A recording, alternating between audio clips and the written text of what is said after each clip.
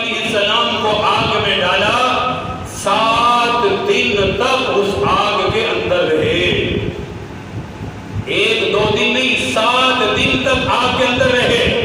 اور اللہ پاک نے کیسی حفاظت فرمائی، بارش کا فرشتہ آیا پوچھنے کے لیے، آپ حضور عرض کریں بارش اتاریں، آگ منٹوں سیکنڈوں میں ختم ہو جائے گی، آندھی طوفان لائیں، آگ بکھر جائے گی، آپ کو کچھ نہیں ہوگا۔ حضرت ابراہیم علیہ السلام فرمانے لگے حسبی اللہ، میرے لیے میرا اللہ ہی کافی ہے، حسبی اللہ، میں جس اللہ کے لیے یہاں جا رہا ہوں وہی اللہ میرے لیے کافی ہے، اور میرا پروردگار میری حفاظت کر کے دکھائے گا۔ آگ میں ڈالے گئے، ادھر سے آگ میں پھینکا جا رہا تھا، ان کے گرنے سے پہلے آگ کے اندر جنت کا قالین پہلے سے بچھا دیا گیا تھا۔ جب وہ گرے تو جنت کے قالین پر گرے، ان کے جسم سے کپڑا اتارا گیا تھا آگ میں ڈالنے کے لیے، جیسے ہی وہ آگ کے اندر گئے، جنت کے قالین پہ گرے، فوراً سے ان کے جسم پر جنت کا لباس آیا، جنت کا دسترخوان لگا، فوراً جبرائیل علیہ السلام سامنے آ گئے۔ 7 دن تک حضرت ابراہیم علیہ السلام آگ میں رہے، اور ان 7 دنوں میں تنہائی کے ساتھ ہی اللہ نے حضرت جبرائیل کو بلایا۔ جبرائیل علیہ السلام کی ڈیوٹی پکی لگے کہ 7 دن تک جب تک میرا خلیل یہاں ہے، اے جبرائیل تو بھی یہی رہے گا اور یہاں رہ کر میرے خلیل کی تنہائی دور کرے گا۔ 7 دن تک وہاں رہے۔ 7 دن کے بعد نمرود نے اپنے بالا خانے سے جب چڑھ کر دیکھا تو حضرت ابراہیم علیہ السلام کسی سے باتیں کر رہے ہیں اور وہاں بیٹھے جنت کے میوے کھا رہے ہیں۔ بڑا حیران ہوا، کہنے لگا اے ابراہیم تجھے آگ نے نہیں جلایا، ہم نے تو تجھے آگ میں ڈالا تھا۔ حضرت ابراہیم علیہ السلام فرمانے لگے اے نمرود، تو نے مجھے آگ میں جلانے کے لیے پھینکا، تم نے آگ جلائی، اتنی آگ جلائی کہ اوپر سے کوئی پرندہ بھی نہیں گزر سکتا، تم نے اتنی تیز آگ کے اندر مجھے ڈالا، لیکن میرے پروردگار کا حکم ہوا قُلْنَا يَا نَارُ كُونِي بَرْدًا وَسَلَامًا عَلَىٰ إِبْرَاهِيمَ۔ پروردگار عالم نے فرمایا اے آگ، خود براہ راست اللہ نے خطاب کیا، کیونکہ آگ جلانے میں اللہ کی محتاج ہے، آگ خود جلا نہیں سکتی، جلانے کی صلاحیت اللہ ڈالے گا، اللہ پیدا کرے گا، کائنات کا ذرہ ذرہ اس مالک کائنات کا محتاج ہے، آگ بھی اپنی مرضی سے نہیں جلا سکتی، آگ بھی اپنی مرضی سے خاک نہیں کر سکتی۔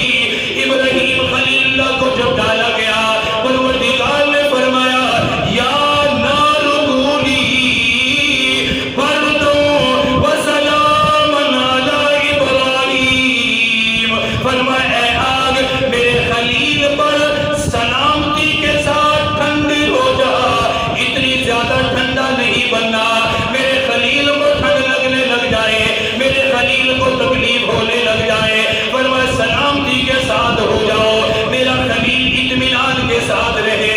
اللہ پاک نے حفاظت کی۔ ابراہیم خلیل اللہ کو نمرود نے کہا، کہنے لگا اے خلیل، اے ابراہیم، کیا تو آگ سے باہر آ سکتا ہے؟ حضرت ابراہیم علیہ السلام فرمانے لگے ہاں، دیکھ میں تیری نظروں کے سامنے آگ کے اندر سے نکل کے باہر آؤں گا۔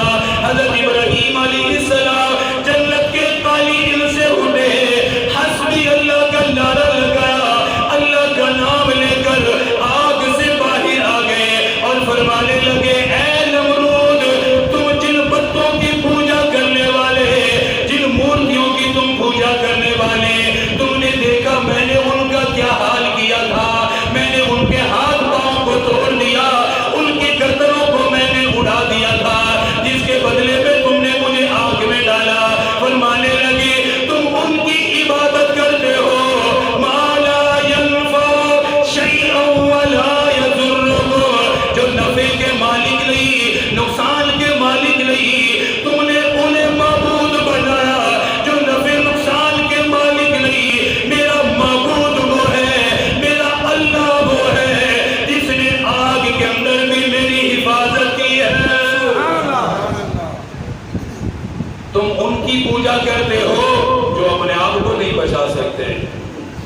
اور اس کی سب سے بڑی دلیل فرمایا تم دیکھتے ہو کہ میں نے تمہارے بتوں کے ساتھ کیا کیا تھا، میں نے ان کو توڑ پھوڑ کے رکھ دیا تھا، وہ اپنے آپ کو نہیں بچا سکے، اللہ پاک آگ میں ڈال کر بچا کر حضرت ابراہیم علیہ السلام کا جو دعوت ہے اس پہ دلیل قائم کر رہے ہیں کہ حضرت ابراہیم علیہ السلام بار بار ایک بات فرماتے یا ابتی لم تعبد ما لا يسمع، آپ کیوں ان کی عبادت کرتے ہو، لم تعبد ما لا يسمع، نہ یہ سنتے ہیں نہ کچھ دیکھتے ہیں نہ بولتے ہیں، نہ نفع کے مالک نہ نقصان کے مالک۔ حضرت ابراہیم مسلسل یہ دعوت دے رہے تھے، اب اللہ پاک یہ دکھانا چاہ رہے تھے کہ جن کی تم پوجا کرتے ہو وہ اپنے آپ کو نہیں بچا سکتے، ابراہیم اس رب کی عبادت کرتا ہے جو رب آگ میں ابراہیم کو بچا کے دکھائے گا۔ وہاں سے نکلے حفاظت کے ساتھ آئے۔ یہاں ایک بات اور بھی ذہن میں رکھیں، صحیح مسلم میں حدیث ہے، سرکار دو عالم صلی اللہ علیہ وآلہ وسلم نے فرمایا جب حضرت ابراہیم کو آگ میں ڈالا تو گرگٹ جانتے ہو نا، چھپکلی کی طرح ہوتا بڑا جانور جو رنگ بدلتا ہے، جس کو ہم گرگٹ کہتے ہیں عام طور پہ، فرمایا یہ اس آگ کے اندر بھوک مار رہا تھا۔ یہ صحیح مسلم میں حدیث ہے۔ پھر اگلی حدیث میں آپ نے فرمایا جو گرگٹ کو پہلی ضرب میں مارے گا اللہ اسے 100 نیکیاں عطا فرمائے گا، پہلی ضرب میں مارے گا اسے 100 نیکیاں اللہ دے گا۔ پھر فرمایا جو دوسری ضرب میں مارے، پہلی میں نہیں مرا، بھاگ گیا پھر مارا، فرمایا 100 سے کم ہو گئی، پھر تیسری میں مارا اور کم ہو گئی۔ سمجھانا یہ چاہ رہے ہیں کہ پہلی ضرب ہی اتنی شدت کے ساتھ کرو کہ وہ بھاگ ہی نہ سکے، پہلی ضرب میں ہی مارا جائے، کیونکہ وہ اللہ کے خلیل ابراہیم کی آگ میں پھونکے مار رہا تھا۔ آگ کو بھڑکانے کے لیے جیسے ہم پھونک مارتے ہیں نا، حالانکہ اس کی پھونک کیا اثر کرے گی جو اتنی زیادہ آگ، لیکن اس کی خباثت کو بیان فرمایا، بہرحال اس کو مارنے کا حکم ارشاد فرمایا کہ اسے مار دیا کرو۔ اس لیے جب بھی کوئی انسان دھوکہ دے اپنی حالت بدلتا ہے تو ہم فوراً کہتے ہیں گرگٹ کی طرح بدلتا ہے، دھوکے باز ہے، اس کی نسبت ہی دھوکوں کے ساتھ ہوگی۔ دھوکے باز کو جوڑا ہی اس کے ساتھ جاتا ہے کہ جیسے وہ رنگ بدلتا ہے دھوکے باز بھی رنگ بدلتا ہے۔ بہرحال آگ سے نکلے، اللہ نے حفاظت فرمائی، ہر طرح سے جب سمجھا چکے، اب اللہ پاک نے ہجرت کا حکم ارشاد فرما دیا، فرمایا میرے خلیل اب آپ یہاں سے ہجرت کریں، اب آپ یہاں سے جائیں۔ آپ نے پوری محنت کی، فرمانے لگے وَقَالَ إِنِّي ذَاهِبٌ إِلَىٰ رَبِّي سَيَهْدِينِ، فرمانے لگے ان قریب میں ہجرت کرنے والا ہوں، یہاں سے جانے والا ہوں، میرا پروردگار میری رہنمائی کرے گا، میرا پروردگار مجھے منزل دکھائے گا، میں وہاں جا کر رہوں گا جہاں اپنے پروردگار کی عبادت کرو، اطمینان کے ساتھ اپنے اللہ کو راضی کرتا رہوں گا، اپنے پروردگار کی عبادت کرتا رہوں گا۔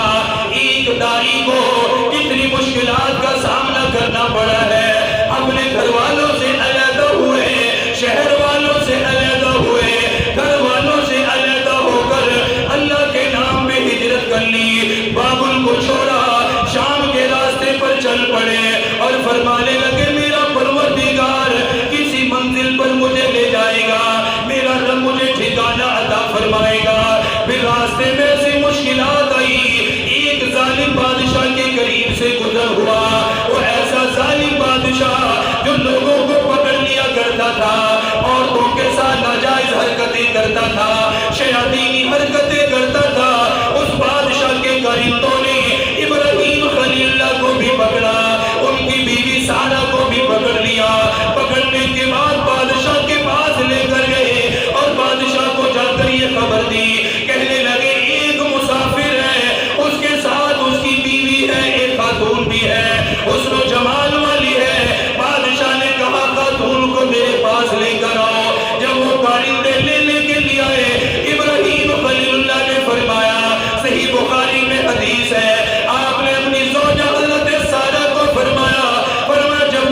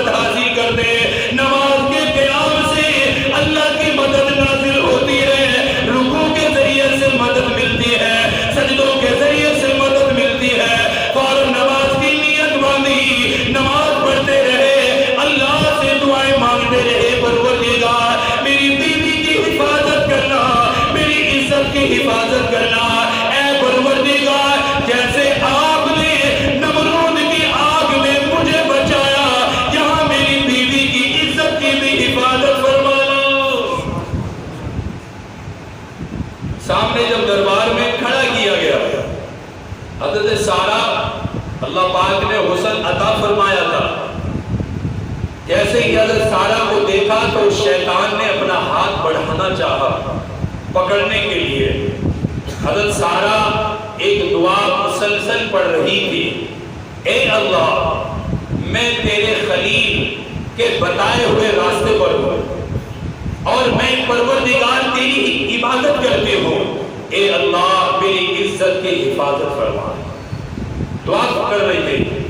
جیسے ہی اس نے ہاتھ بڑھایا اس پر فوراً مرگی کا دورہ, جیسے مرگی نہیں پڑتی انسان کانپنے لگ جاتا, الٹ ہو جاتا ہے, الٹا ہو گیا, ہاتھ پاؤں کانپنے لگ گئے, حرکت. جیسے ہی اس نے ہاتھ بڑھایا اللہ نے مرگی کا مرض اس پہ مسلط کیا, دھڑام سے زمین پہ گرا اور تڑپنے لگ گیا. حضرت سارہ کو کہا کہ میرے لیے دعا کر, میں نے تیری طرف ہاتھ بڑھایا تو یہ ہوا ہے, میں ٹھیک ہو جاؤں اب دوبارہ نہیں کروں گا. حضرت سارہ نے دعا کی, اللہ پاک نے ٹھیک کر دیا. جب ٹھیک ہوا شیطانی صفت جس کے اندر آ جائے تو ایک دو مرتبہ سے باز نہیں آتا, جب تک اللہ پاک مسلسل نہ پکڑے. اس نے پھر ہاتھ بڑھایا, حضرت سارہ نے پھر دعا کی, اللہ نے پھر اس کے عذاب اتارا. جب دو تین مرتبہ ایسا ہوا تو کہنے لگا سارہ کیا نام ہے؟ فرمایا سارہ. فرمانے لگے تو یہ کوئی عام خاتون نہیں ہے, تو عام عورت نہیں ہے, تیرے ساتھ کوئی غیبی طاقتیں ہیں جو تیری حفاظت کر رہی ہیں. کہنے لگا میں نے تجھے چھوڑ بھی دیا اور میری سب سے زیادہ خدمت گزار یہ خاتون ہے ہاجرہ. حضرت ہاجرہ علیہ السلام اس بادشاہ کی باندی تھی. کہنے لگا سارہ یہ میں نے تجھے خدمت کے لیے دے دی ہے, خدمت کے لیے دی ہے, جا جہاں جانا چاہتی ہو جاؤ, یہ تیری خدمت کرے گی, میری طرف سے قبول کرو. اسی ہاجرہ سے حضرت ابراہیم علیہ السلام نے شادی کی تھی جس سے اللہ نے حضرت اسماعیل علیہ السلام کو پیدا فرمایا تھا. دیکھیے جو اللہ پاک کے لیے مشکلات برداشت کرتا ہے اللہ پاک خود اس کی مدد کرتا ہے. جو اللہ کے لیے نکلتے ہیں اللہ پاک خود ان کی مدد کرتے ہیں. کس طرح کی ہے؟ حضرت ابراہیم علیہ السلام وہاں سے چلے اور ملک شام جا کر فلسطین آباد ہوئے, وہاں رہے, کئی سال گزرے. حضرت ہاجرہ سے شادی کی, اب اولاد کی تمنا کرنے لگے. اللہ پاک نے ان کی اس دعا کا ذکر بھی کیا. اب اللہ پاک سے دعا مانگنے لگے, فرمانے لگے ربی هب لی من الصالحین, اے میرے پروردگار, اے میرے پروردگار, ربی هب لی من الصالحین, اے میرے پروردگار نیک صالح بیٹا مجھے عطا فرما. اولاد کے لیے دعا مانگی. جب سر کے بال سفید ہو گئے, جسم کمزور پڑنے لگا, اللہ پاک سے دعائیں مانگنے لگے. ابراہیم خلیل اللہ کی دعاؤں کا اللہ پاک نے ذکر کیا. حضرت ابراہیم خلیل اللہ کی دعائیں سنیے اور مانگنے کا طریقہ دیکھو. اللہ پاک سے لینے کا طریقہ کیا ہے, دعائیں مانگنے کا طریقہ کیا ہے, دعاؤں کا آداب کیا ہے. فرمانے لگے ربی هب لی من الصالحین, اے میرے پروردگار صالح اولاد عطا فرما دیجئے, نیک سیرت بیٹا عطا فرما دیجئے. صالحین میں سے ہو جو ماں باپ حق بھی ادا کرنے والا ہو, اللہ تیرا حق بھی ادا کرنے والا ہو, ماں باپ کی خدمت کرنے والا بھی ہو, پروردگار آپ کی عبادت کرنے والا بھی ہو, آپ کو راضی کرنے والا بھی ہو. ابراہیم خلیل اللہ نے دعا مانگی, اللہ پاک نے جواب ارشاد فرمایا, فبشرناہ بغلام حلیم. فرمایا میرے خلیل آپ نے دعا مانگی, آپ کے رب نے آپ کی دعا کو قبول کر لیا ہے. آپ فرما رہے ہیں صالحین میں سے دیجئے. اللہ فرماتے میں بیٹا دوں گا جو حلیم ہوگا, حلم والا ہوگا. ایسا بیٹا ملے گا, حلیم کہتے ہیں جو ہر قسم کی آزمائش کو برداشت کر کے بھی اللہ سے راضی رہے. آپ کو حلیم بیٹا ملے گا. اللہ پاک نے بیٹا عطا فرما دیا, اولاد مل گئی. اگلی آزمائش اولاد اللہ پاک نے دی, بڑھاپے میں دی. اور اولاد کی محبت ایک طبی محبت ہے جو ماں باپ کے دل میں یقینی ہوتی ہے۔ اللہ پاک نے اولاد دے کر اگلی بات دیکھی کیا فرمائی۔ میں نے ابھی ایک بات کہی ہے کہ ان چند منٹوں میں حضرت ابراہیم خلیل اللہ کی دعائیں دیکھیں جو انہوں نے اللہ سے مانگی ہیں۔ اس سے پتہ یہ چلتا ہے کہ اللہ سے مانگنا ہے، ہر معاملے میں مانگنا ہے، اور مانگنا بھی کس طرح ہے وہ بھی اللہ پاک نے ذکر کیا ہے۔ حکم مل گیا کہ میرے خلیل اب آپ اپنی بیوی کو لیں، اپنے بچے کو لیں، اور ان دونوں کو میرے حکم سے لے کر چلتے رہیں، جہاں میرا حکم آ جائے وہاں چھوڑ کے آ جائے۔ یہ ساری تفصیلات آپ ہر سال سنتے ہیں، میں صرف اشارات کروں گا وقت کی قلت سے۔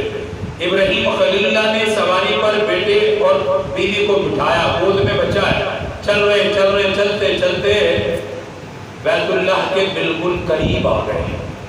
دو پہاڑوں کے بالکل پہاڑوں کے درمیان ایک چٹیل میدان تھا جو طوفان نوح میں ساری عمارتیں منہدم ہو چکی تھی، اور بیت اللہ بھی زیر زمین تھا، کوئی عمارت نظر نہیں آتی تھی، سارے پہاڑ ہی پہاڑ، درمیان میں یہ میدان خالی بالکل۔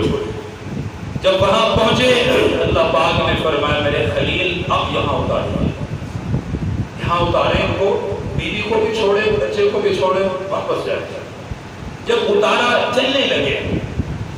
اچھا مفتی اعظم پاکستان حضرت مفتی شفیع صاحب نور اللہ مرکزو، جو میں یہ پڑھ رہا تھا، حالات میں مختلف تفسیر پڑھتا ہوں، ایک نہیں پڑھتا، تفسیر ابن کثیر، انوار البیان، معارف القرآن اور بے شمار تفسیر، بہت ساری تفسیرات۔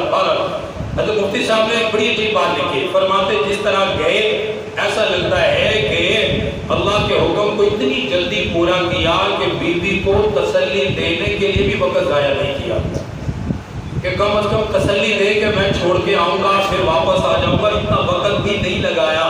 اور فرماتے اس کی واضح دلیل قرآن میں ہے کہ جب بیٹے کو بھی قربانی کا حکم ملا تو فوراً بغل میں چھری دبا کر چل پڑے، اس قدر اللہ کے حکم کی تعمیل کرتے تھے فوراً۔ اس لیے تو اللہ پاک نے فرمایا وَاتَّخَذَ اللَّهُ إِبْرَاهِيمَ خَلِيلًا، جب یہ سب اللہ کے نام پہ قربان کرتا ہے تو فرمایا ابراہیم اب تو میرا خلیل بن گیا ہے۔ چل پڑے، اتار دیا، بہرحال میں اشارہ صرف کر رہا ہوں، چل پڑے۔ اب وہ بیوی ہاجرہ بچہ گود میں جب چلنے لگے تو سامنے آ گئی، فرمانے لگے ابراہیم کہاں، کدھر چھوڑ کے جا رہے ہو، یہاں کیسے رہیں گے، کچھ بھی کھانے کے لیے پینے کے لیے کچھ بھی نہیں ہے۔ حضرت ابراہیم علیہ السلام نے اپنی بیوی ہاجرہ کو اتارا، بچہ گود میں بٹھایا، اللہ کے حکم سے واپس چلنے لگے۔ حضرت ہاجرہ نے آواز دی مگر جواب دینے کی اجازت کوئی نہیں، بتانے کی اجازت کوئی نہیں۔ جب آگے کو بڑھتے رہے، بیوی ہے اللہ کے خلیل کی، بیوی ہے اللہ کے پاک پیغمبر کی، فوراً سمجھ گئی اپنی مرضی سے نہیں جا رہے ہیں، اپنی مرضی سے نہیں اتارا، اللہ کے حکم کی وجہ سے اتار کے جا رہے ہیں، پروردگار کے حکم کی وجہ سے کیا ہے۔ سامنے آ کے کھڑی ہوئی، فرمانے لگی خلیل ہماری وجہ سے گھبرانا نہ، ہماری وجہ سے پریشان نہ ہونا، جس پروردگار نے آگ میں آپ کی حفاظت کی وہ پروردگار ہماری بھی حفاظت کرے گا، یہاں ہماری حفاظت کرے گا۔ آپ بے فکر ہو کر چلے جائیے۔ ابراہیم خلیل اللہ وہاں سے چلے،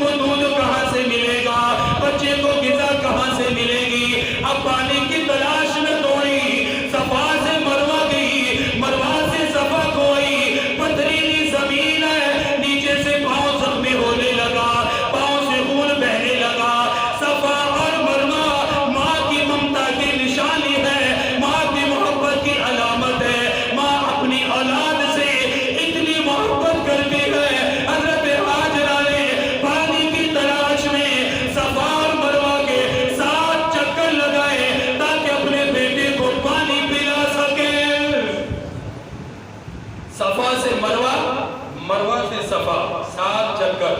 اچھا خاصا نوجوان آج کل تو اسی لگے ہوئے ہیں, زمزم کا پانی ہر جگہ پہ رکھا ہوا ہے, لیکن باوجود اس کے اچھا خاصا صحت مند آدمی بھی 7 چکر لگا کے تھک جاتا ہے, بہت تھک جاتا ہے, بار بار ٹھہرتا ہے. خاتون ہیں بار بار چکر لگا رہی ہے تلاش میں, دور سے ایسا لگتا ہے جیسے پانی ہے. شدید گرمی میں بھی ہم جب سڑک پہ نکلتے ہیں نا تو بعض مرتبہ محسوس ہوتا ہے آگے پانی ہے, ریت کے اندر ایسے محسوس ہوتا ہے پانی ہے, لیکن جب وہاں جائیں تو وہ ریت چمک رہا ہوتا ہے, پانی نہیں ہوتا. معلوم بھی تھا کہ پانی نہیں ہے, لیکن امید سے بھاگ رہی ہیں, بار بار آ رہی ہیں, جا رہی ہیں بچے کی تلاش میں. پروردگار عالم نے ماں کی محبت کو دیکھا, ماں کی ممتا کو دیکھا. ابراہیم خلیل اللہ ایڑیاں لگا رہے ہیں. پروردگار عالم نے جبرائیل کو فرمایا جبرائیل لبیک یا رب جلیل. فرمایا جا جبرائیل پر مار پانی کا انتظام کر گیا, پانی کا انتظام کر گیا. میری بندی صفا مروہ کے درمیان دوڑ رہی ہے. حضرت جبرائیل آئے, پر مارے, اللہ نے زمزم کا پانی جاری فرما دیا. جب پر مارا اللہ نے پانی نکال دیا, زمزم کا پانی نکلا. ایک بات یاد رکھیے, مسجد کے ساتھ آپ تعاون کریں, میں بات ختم کروں. ابراہیم خلیل اللہ نے 2 دعائیں مانگی ہیں, اولاد کے لیے مانگی, اللہ نے اسماعیل و اسحاق عطا فرمائے. پھر بیت اللہ کو تعمیر کر کے پھر دعا مانگی, اور کیا دعا مانگی تھی؟ اے اللہ اس گھر کو آباد کرنے والے اپنے آخری نبی کو مبعوث فرما. زمزم والا پیغمبر بھی ابراہیم خلیل اللہ کے دعاؤں کا ثمرہ ہے. حوض کوثر کا مالک جو پیغمبر ہے وہ بھی حضرت ابراہیم کی دعاؤں کا ثمرہ ہے. 2 ہی قیمتی پانی ہے, زمزم اور حوض کوثر. اللہ نے حوض کوثر محبوب کائنات صلی اللہ علیہ وسلم کو عطا فرمایا, اور حضور صلی اللہ علیہ وسلم نے فرمایا انا ثمرۃ دعوت ابی ابراہیم. بہرحال پانی نکلا. جب پانی نکلا حضرت حاجرہ واپس آئی تو پانی نکلتا ہوا دیکھا, فوراً بچے کو اٹھایا, سائیڈ پہ لٹایا. اب پانی جب نکلا تو اسے جمع کرنے کے لیے سائیڈوں پہ مٹی کو لگایا, پتھر لگا رہی ہے, پانی جمع ہو گئے. ایک قسم کا آج کے دور میں سمجھنے کے لیے ڈیم بنا رہی ہے, پانی جمع کر رہی ہے, لیکن پانی اس شدت سے بڑھ رہا تھا کہ بڑھتا جا رہا. حضرت حاجرہ جمع کر رہی ہے. جب پانی بڑھا تو زبان سے یہ جملہ نکلا, زم زم. کیا نکلا؟ زم زم. زم زم کے معنی رک رک, ٹھہر جا ٹھہر جا.